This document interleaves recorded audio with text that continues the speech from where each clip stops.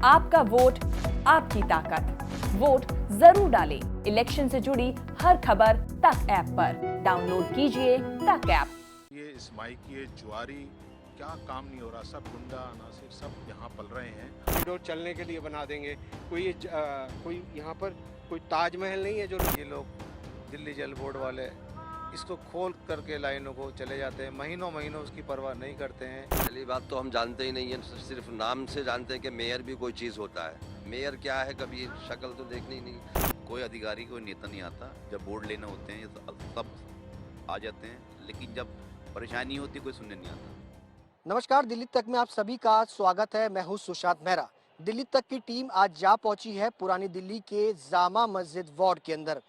ये ऐतिहासिक है और यहाँ जो लोग हैं, यहाँ के जो रहन सहन हैं, उनकी भी कई तरीके की परेशानियां हैं जिनको ध्यान में रखते हुए ये लोग यहाँ पर वोट करेंगे। और किन मुद्दों पर यहाँ पर वोट करेंगे, यहाँ के तमाम लोगों से हम बातचीत करेंगे। सर, चुनाव नजदीक आ गया है, किन मुद्दों को ध्यान में रख के अब की बार वोट कास्ट करने वाले हैं? अब की बार हमारे जो मेन मुद्दे हैं, मेरा नाम जाकिर हुसैन है, दिल्ली अंजुमन से। हमारे जो ये पार्क देख रहे हैं ये सब सर्वनाश हो गया है इन रैन बसेरों की वजह से। जबकि कोर्ट की गाइडलाइन है कि पार्क के अंदर कोई ग्रीन लैंड के अंदर आप एक ईंट नहीं रख सकते। अब आप ये देखिए 3 रैन बसेरे यहाँ हैं, 4 वहाँ हैं, और इसमें मुस्तहिक लोग नहीं है। वो लोग हैं जो रेड़ी ठेले चलाते हैं, रिक्शाएं आप देख रहे हैं 30 रुपये वो रिक्शा किराया लेता है वहाँ पर। तो यहाँ का ये सब जो है पार्क बर्बाद कर दिए हैं। दिल्ली सरकार से हम गुहार लगा रहे हैं पिछले 2 साल से। प्रहलाद सिंह सानी साहब से भी हमने कहा कि जनाब इन रैन बसेरों को कहीं और सर्विस रोड पे शिफ्ट कर दीजिए। आपने तो परमानेंट इनको बसा दिया, जो हट्स लगते हैं वो लगाइए आप, और इनको वहाँ जो है शिफ्ट करें। यहाँ चरसिए, इस्माइल जुआरी क्या काम नहीं हो रहा, सब गुंडा अनासिर सब यहाँ पल रहे हैं। और यहाँ के दुकानदार बहुत परेशान हैं, उनके व्यापारियों का सामान चोरी हो जाता है। तो ये मुद्दे हैं हमारे। यहाँ 2 स्कूल ऐसे हैं जिनके पास प्ले ग्राउंड नहीं है। एक बॉय स्कूल है जामा मस्जिद का, एक पटौदी हाउस में। वो बच्चे कभी यहाँ खेला करते थे, फुटबॉल होती थी, क्रिकेट होती थी, आज़ाद क्लब उनको प्रैक्टिस कराता था। सत्तार साहब अभी कैप्टन थे, वो आए नहीं। तो वो कहते हैं अब मैं कहाँ कराऊँ, ये तो संडास बना दिया इन लोगों ने यहाँ पर। तो ये सारी चीज़ें हैं। और यहाँ ये बनाया था मोहल्ला क्लिनिक, ये नजरे आतिश हो गया, और दिल्ली गेट का भी हो गया। ये प्लानिंग के तहत हुआ है। किसकी प्लानिंग? कौन? इसमें मेरा शक है एमसीडी और पार्किंग माफिया। अब आप देखिए दिल्ली गेट टेलीफोन एक्सचेंज के नीचे जो मेला हट बना था, वो मेला हट कह रहा हूँ, वो ये मोहल्ला क्लिनिक, तो उसमें भी आग लगी। अब वो पार्किंग वालों को अलॉटमेंट दे दी गई है। उस पर ऑब्जेक्शन लिया हमने कि हमने इनसे ये कहा था कि आपने यहाँ पर तो मोहल्ला क्लिनिक बनना था, आपने इसको पार्किंग को दे दिया। जबकि हमने ये डिमांड भी रखी थी कि दरियागंज लेफ्ट फ्री था, उसको फ्री कर दीजिए, ये रोड चालू कर दीजिए, पर ऐसा नहीं हुआ। अब इनको ये पॉकेट नज़र आ रहा है, इसमें तकरीबन 100-50 टू व्हीलर पार्किंग हो जाएगी। अब पार्किंग वालों की नज़र इस पे है, क्योंकि इन्होंने वहाँ से लेकर कस्तूरबा अस्पताल से लेकर यहाँ तक पार्किंग अलॉटमेंट दे दी है। जबकि चांदनी चौक का सारा ट्रैफिक इधर डिवाइड हो चुका है, और हमें रात और दिन परेशानी से जूझ रहे हैं इस ट्रैफिक की वजह से। और अब पार्किंग माफिया की इस पे नज़र है, इस पॉकेट पर, कि जहाँ मोहल्ला क्लिनिक में आग लग गई है, तो अब ये हो रहा है। तो हम अब उन लोगों को वोट देंगे जो हमारे काम रिटर्न में हमें लिख के देंगे कि हम ये आपके काम कराएंगे, और अच्छे पढ़े लिखे लोगों को देंगे, नौजवानों को देंगे, क्योंकि भारत की तस्वीर जब भी बदल सकती है जब नौजवान आएगा। पार्किंग एक बड़ा मुद्दा है आपके लिए इलाके के अंदर? जी। मैं पवन राज खन्ना, ओनर चांदनी ज्वेलर्स। मैं क्योंकि व्यापारी वर्ग से आता हूँ, मेरे को व्यापार, अगर कस्टमर मेरे प्लेस पे नहीं आएगा, चांदनी चौक में इजीली नहीं आएगा। अब गाड़ी वाला कस्टमर बहुत कट गया है। चांदनी चौक में गाड़ी लेकर आना एक बहुत ही बड़ी समस्या वाला काम बन रहा है। कस्टमर हमें कंप्लेंट करते हैं कि जी वहाँ कैसे आएँ, क्या करें, क्योंकि जो मेन रोड वाली इन्होंने एंट्री ख़त्म करी है, लाल किले की जो बंद कर दी, उधर से गुरुद्वारे वाले भी बहुत परेशान हैं। गुरुद्वारे में एजिड लोग आते हैं, कुछ लोग बहुत एजिड हैं जो नहीं चल पाते हैं, गाड़ी के थ्रू डेली आते हैं, उनको भी बड़ी प्रॉब्लम हो रही है। और पूरा मतलब एक सिस्टम जो बना हुआ था उसको बिल्कुल तहस नहस कर दिया गया है। सौंदर्यीकरण तो कहती है डेवलपमेंट करा है, सुंदरीकरण के नाम पर बिना प्लानिंग करे कुछ भी, बस इन्होंने एक कॉरिडोर बना के बस वो जमा खर्च करके पैसे का बंटवारा करके वो हुआ है। बाकी व्यापार के हित के बारे में ना तो मेरे ख्याल से व्यापारियों से राय ली गई है, ना कोई भी व्यापारी इसके हक में नहीं है जो ये इन्होंने पैदल चलने का फुटपाथ बना दिया। ये कोई वर्किंग प्लेस है, ये कोई टूरिस्ट स्पॉट नहीं है जो आप उसको एकदम उस तरीके से आप डील करोगे कि आप वहाँ पर एकदम एक कॉरिडोर चलने के लिए बना देंगे। कोई यहाँ पर कोई ताजमहल नहीं है जो लोग देखने आएंगे। यहाँ पर व्यापारी वर्ग आता है, कस्टमर आते हैं, उसको पार्किंग की फैसिलिटी होनी चाहिए, गाड़ी पॉइंट तक पहुँचनी चाहिए।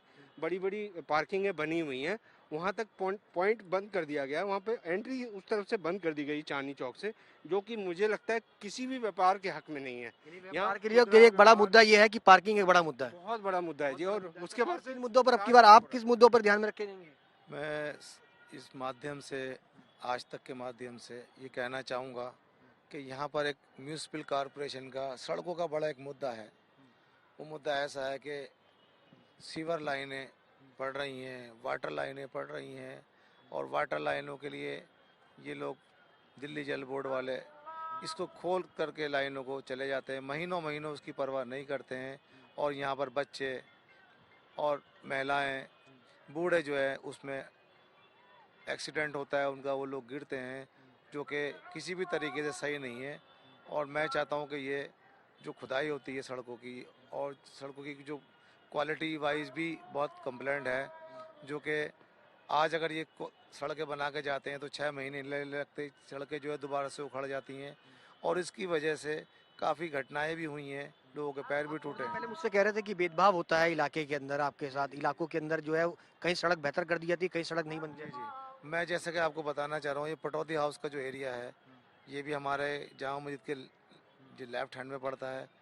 ये आपका किनारी बाज़ार के साइड का जो एरिया पड़ता है, ये आपका ज्वेलरी मार्केट है, 4 हट की तरफ जो पड़ता है, ये भी एक एरिया पड़ता है। यहाँ जो मटेरियल यूज़ किया जाता है, उस मटेरियल में और उस मटेरियल में वहाँ सड़कें बनती हैं, तो कई कई साल तक उस सड़कों में कोई ख़राबी पैदा नहीं होती। पटौदी हाउस और इस जामा मस्जिद के इस एरिया में जो सड़कें बनती हैं, उसमें क्वालिटी वाइज इतना घटिया मटेरियल लगाया जाता है कि वो 6 महीने के अंदर ही अंदर जो है वो ख़राब हो जाती है। खाना पूर्ति होती है, आपका मानना है मतलब? होती है इसमें quality wise they are not using. जिम्मेदार कौन? जिम्मेदार जो यहाँ के जो विधायक हैं, ये म्यूनिसिपल कॉरपोरेशन के जो बनवा रही है अथॉरिटी, वो they are the responsible for the same, they are the responsible for the same. और मेरी उनसे सबसे निवेदन इस प्रकार है, आने वाले समय में जो भी सड़कें बनाई जाएँ, वो मटेरियल की बाकायदा उसकी टेस्टिंग हो, ताकि उसे पता लगे कि मटेरियल घटिया लगा रहा है, कोई ठेकेदार है। ये म्यूनिसिपल कॉरपोरेशन के जो अधिकारी हैं उसकी परवाह करें।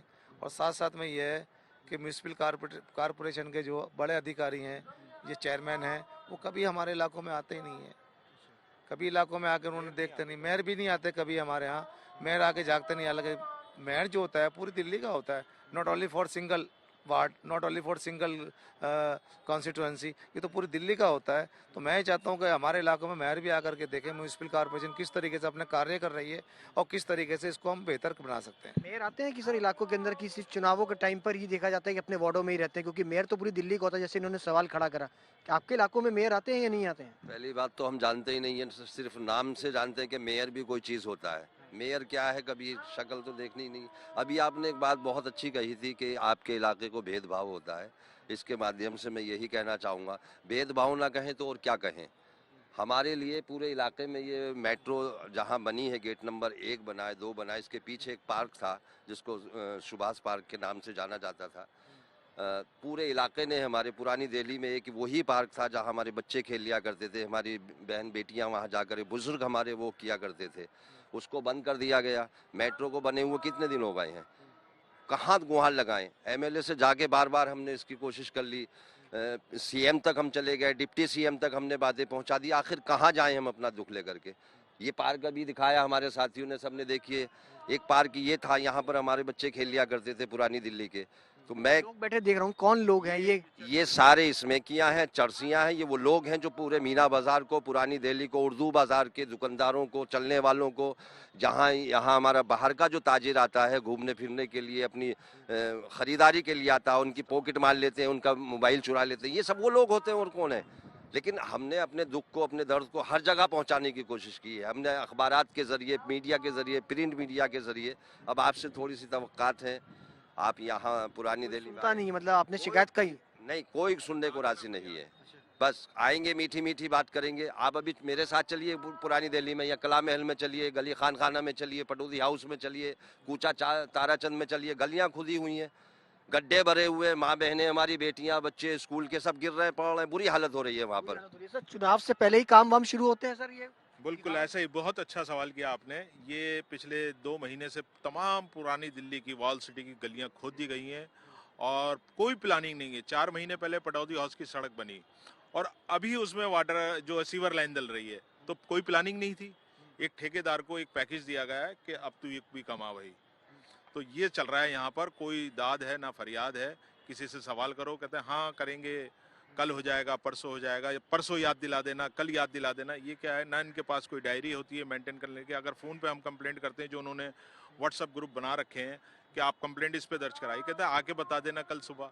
अरे भाई, आप हमारी कंप्लेंट दर्ज करो, आप अपनी डायरी में दर्ज करो और उसको फॉलो करो। अब कहते हैं जी कटरे जो हैं उसके अंदर सीवर लाइन की हम वो प्राइवेट हैं, हम उसकी सफाई नहीं करेंगे। तो मेरा उनसे सवाल है, वोट लेने तो आ जाते हो आप, तो फिर सफाई कौन करेगा इसकी? आपको ही करनी पड़ेगी। तो बात तमाम मुश्किल एमसीडी से रिक्वेस्ट की जाती है, तब जाके होता है। और कौन सलाह पड़ती है सर इसी तरीके से? साफ सफाई का बुरा हाल है इस इलाके के अंदर, कोई नेता कोई अधिकारी नहीं आता? कोई अधिकारी कोई नेता नहीं आता। जब बोर्ड लेने होते हैं ये सब आ जाते हैं, लेकिन जब परेशानी होती है कोई सुनने नहीं आता। यहाँ की बहुत परेशानी है पुरानी दिल्ली की। यहाँ जाम मस्जिद एरिया की बहुत ज़्यादा परेशानियाँ हैं, पार्किंग की परेशानियाँ हैं, स्कूल्स की परेशानियाँ हैं, स्पोर्ट्स की बहुत परेशानी है। बच्चे कहीं सरकार का कहना है कि स्कूलों में शिक्षा में उन्होंने बेहतर काम किया है। काम हुआ है आपके इलाके में? उसको ध्यान में रख के वोट करेंगे या क्या करेंगे? नहीं, स्कूल में कोई काम नहीं हुआ है। सारे परेशानी ज़्यादा दिक्कत, बहुत ज़्यादा दिक्कत है यहाँ इस एरिया के अंदर।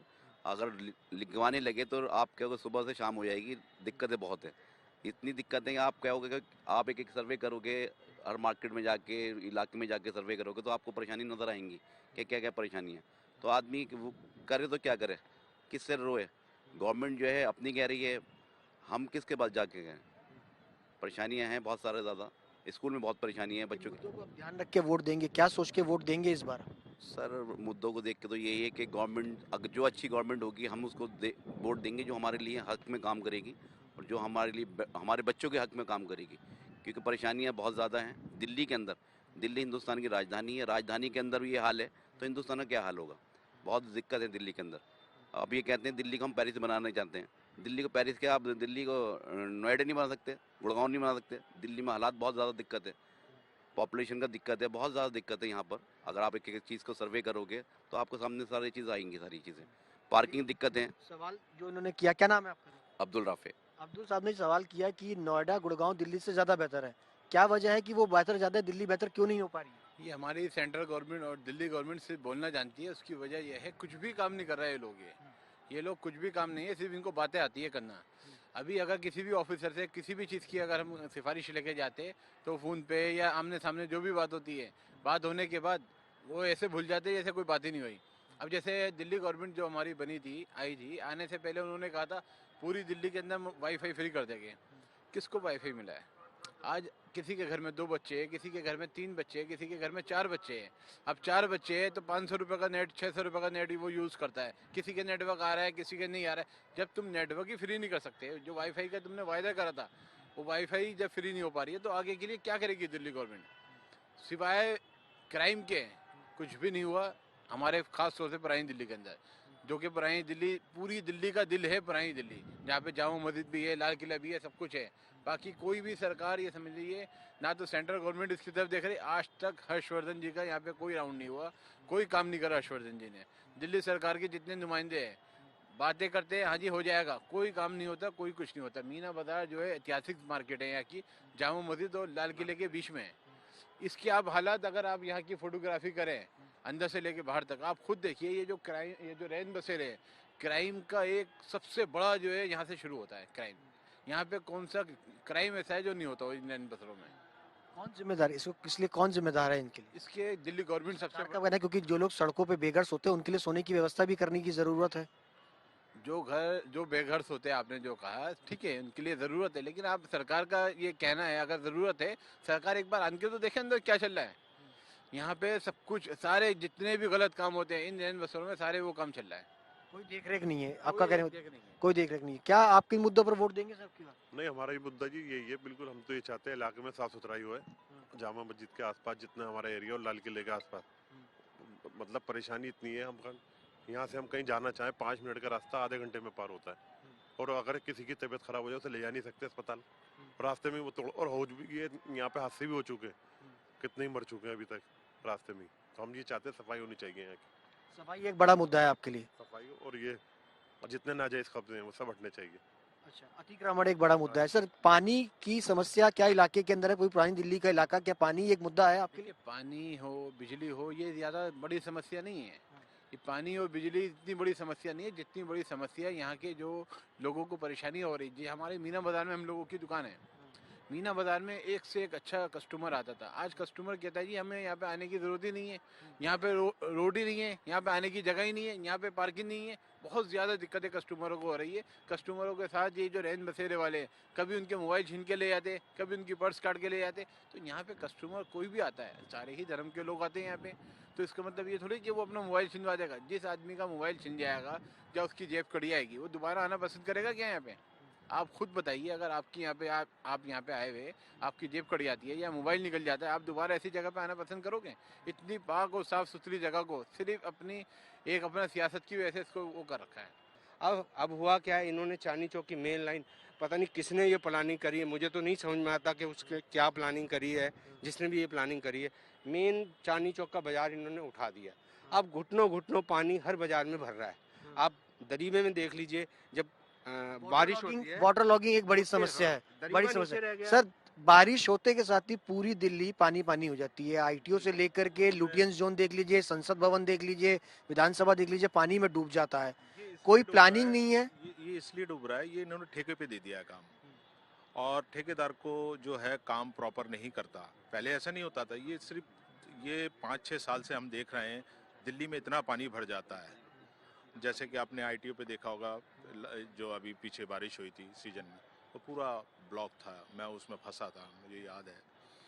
तो ये सारा जो काम चल रहा है, और रही पानी की समस्या, जैसे कि भाई साहब ने बताया, पीने का पानी में ये बोरिंग का पानी जो सप्लाई कर रहे हैं और लोगों ने उसको पीना, यहाँ का लोगों का स्वास्थ्य बिगड़ गया, बच्चे का पानी का दिल्ली सरकार तो जल बोर्ड का पानी कहती है कि गंगा वाटर भाई पर साहब, ये बोरिंग का पानी हर जगह बोरिंग हो गई है, इनलीगल तरीके से बोरिंग हो रही है। अभी मैं अपनी कमर्शियल जगह पे बोरिंग करा रहा था तो मुझे बंद करा दिया उन्होंने, कह लें कि आप बोरिंग नहीं कर सकते, सिर्फ धार्मिक स्थलों पे इजाज़त है। तो फिर दिल्ली सरकार ने किससे परमिशन ले ली और ये तमाम बोरिंगें कर दी?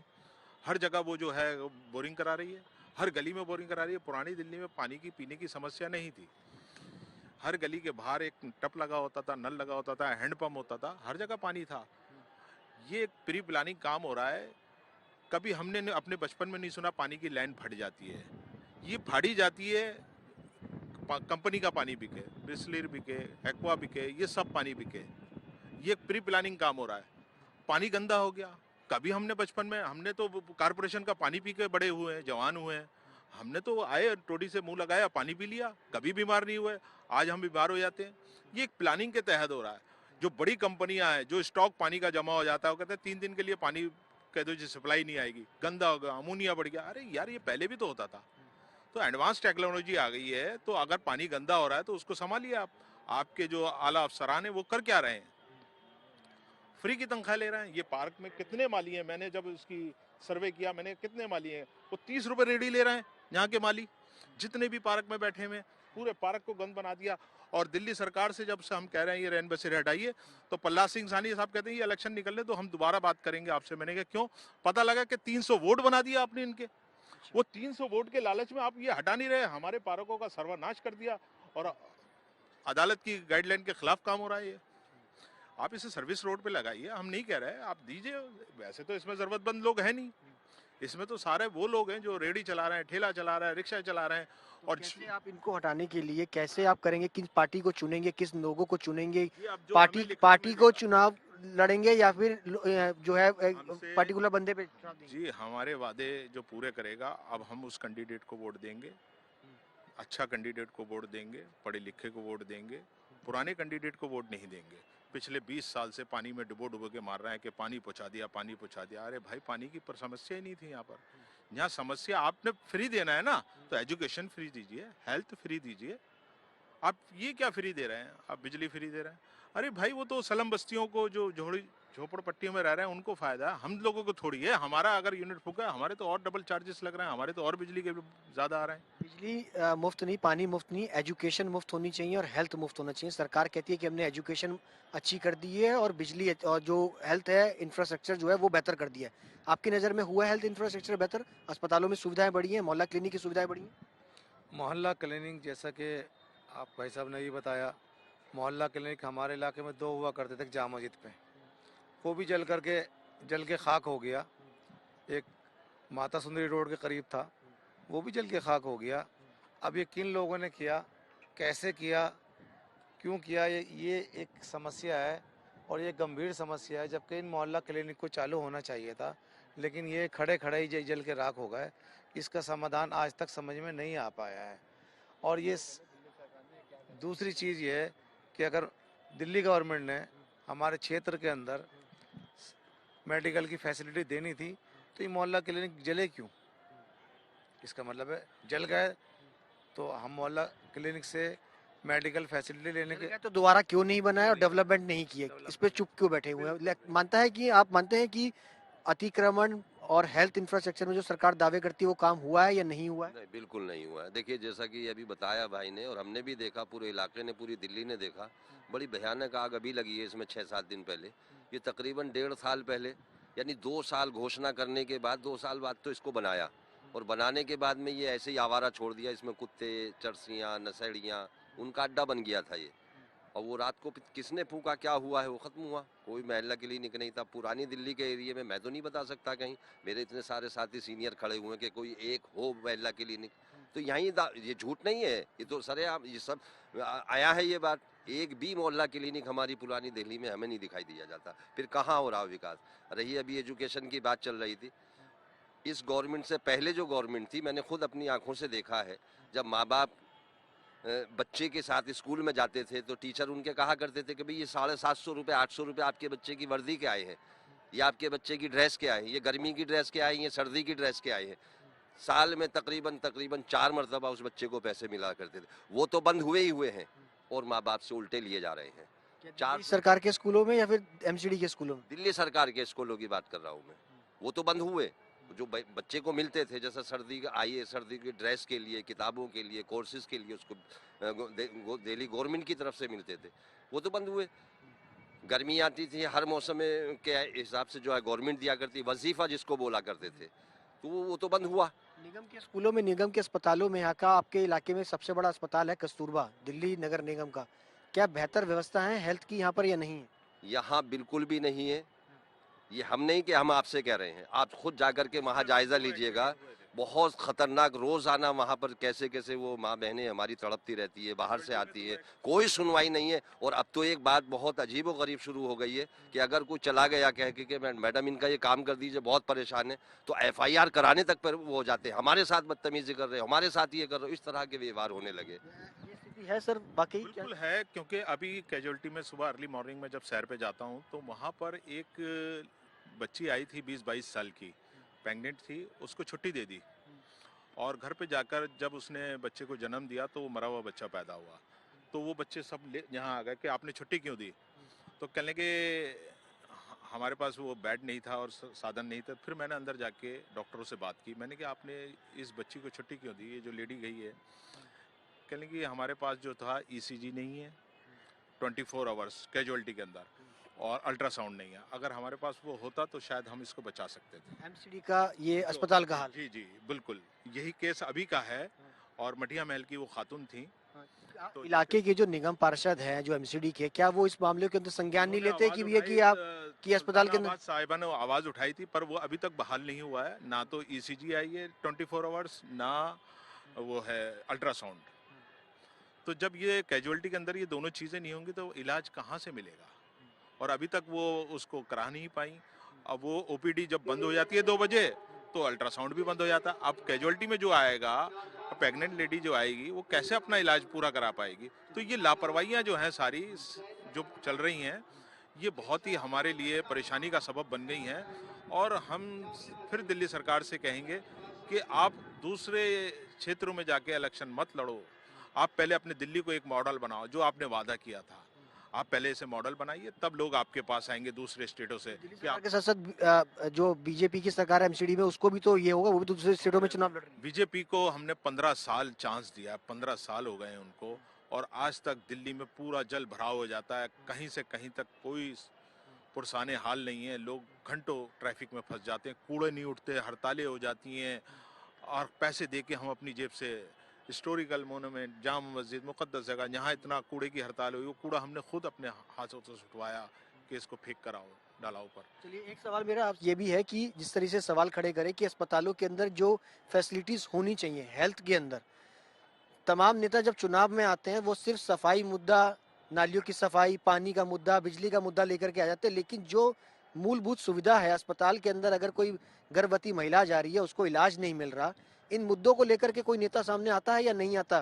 क्या इस मुद्दों को लेकर के आना चाहिए, ये मैं जानना चाहता हूँ। बिल्कुल आना चाहिए, जो आप बता रहे हैं बिल्कुल बिल्कुल आना चाहिए, नेताओं को आना चाहिए। जो मुद्दा है यहाँ बहुत परेशानियाँ हैं, दिल्ली सरकार की वजह से कोई नहीं आता। परेशानी फैसिलिटी दे दी आपने, फैसिलिटीज़ का फ़ायदा भी तो उठाना चाहिए ना। फैसिलिटीज़ का मतलब ये नहीं आपने फैसिलिटी दी आप आ ही नहीं रहे, उसको सर्च करना चाहिए, देखना चाहिए भाई यहाँ परेशानियाँ क्या हैं, किस अस्पताल में क्या परेशानियाँ हैं। स्टाफ की परेशानियाँ हैं, स्टाफ बिहेव उनका सही नहीं होता, परेशानियाँ डॉक्टर्स हैं, वो गवर्नमेंट डॉक्टर जो हैं वो बिहेव गलत करते हैं, सुनवाई नहीं होती, सुनवाई कोई नहीं। सुनवाई नहीं होती सर अस्पतालों के अंदर, निगम के जो अस्पताल है उसमें सुनवाई नहीं होती। बिल्कुल सुनवाई नहीं होती है। और अभी एक दिल्ली गवर्नमेंट ने अपनी एक स्कीम निकाली थी, अगर किसी का रोड पे एक्सीडेंट हो जाता है तो किसी भी प्राइवेट हॉस्पिटल में उसको लेके चले जाओ, उसका फ्री इलाज होगा। ये ना तो मैं कोई सुनी भी बता रहा ना कोई देखी भी। अभी मेरे ब्रदर का रोड पे एक्सीडेंट हो गया था, प्राइवेट हॉस्पिटल में लेके गए हॉली फैमिली के अंदर, वहाँ पे उन्होंने हर चीज़ के चार्ज दिए, उसको बताया एक्सीडेंट हो गया कि नहीं, आप कैसे गाड़ी लगी, मतलब दुनिया भर के सवाल जवाब। उसके बाद जब उन्होंने एमएलसी बना दी तो कह रहे जी हमारे पास बेड नहीं है, हम राइटिंग में लिख के दे देंगे। 3 से 4 जगह प्राइवेट हॉस्पिटल में लेके गए, कहीं पर कोई बेड नहीं मिला।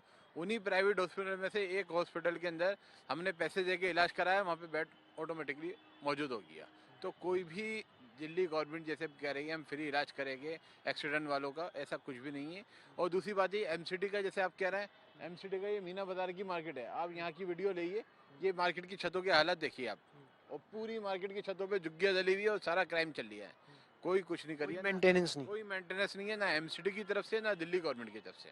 चलिए, अतिक्रमण से लेकर के मेंटेनेंस, पार्कों का रख रखाव, पार्किंग, व्यापारियों के तमाम मुद्दे, उसके अलावा फ्री पानी के साथ साथ इन तमाम मुद्दों को लेकर जामा मस्जिद वार्ड के जो लोग हैं अब की बार बहुत सोच समझ कर के अपना वोट देंगे, और वोट उसी शख्स को देंगे जो उनके इन कामों को लेकर के लिखित रूप में उनके पास पहले पहुंचेगा, आश्वासन देगा लिखित में कि वो इन कामों को पहले पूरा करेगा, तभी यहाँ की जनता जो है वो अब की बार वोट अपना कास्ट करेगी।